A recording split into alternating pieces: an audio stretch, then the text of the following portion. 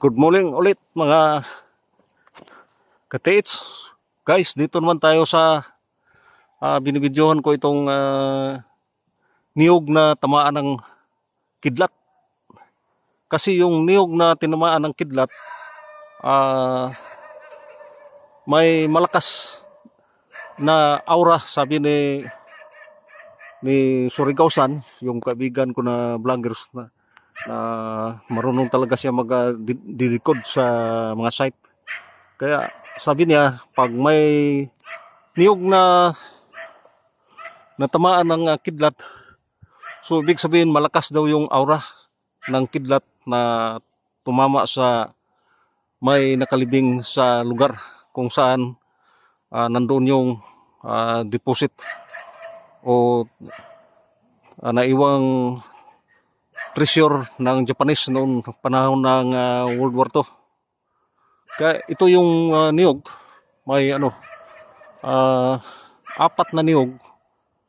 Doon yung tatlo magkaano siya, parang triangular na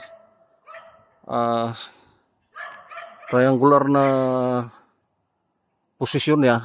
At dito itong maliit na tamaan, pang-apat ito. Yan. So yung tatlo, yung posisyon niya triangular. Kaya balang araw mayroon tayong gamit, sana may swerte lang, i-scan natin ito. Kasi nasa magandang posisyon ito. Nasa lupa ng pinsan ko. Kaya ito yung palibot niya. Ito. May nakatira na mga tenant nila diyan. So sana mga katits, magugustuhan po ninyo itong binibidyo ko.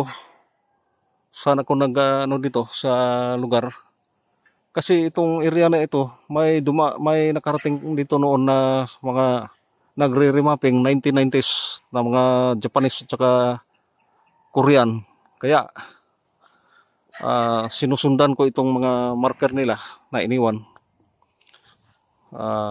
Hindi lang na nila, hindi na nakabalik. So sana may magandang naiwan dito panahon ng World War II. Wala pa mang nahukay, kaya susubukan naman itong i-operate balang araw.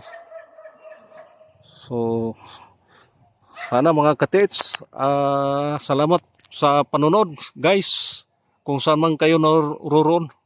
Welcome po ulit sa Aris Vlog. Paki-subscribe and pa-like naman dyan. Sana po magustuhan niyo itong binibidyo ko. Salamat po.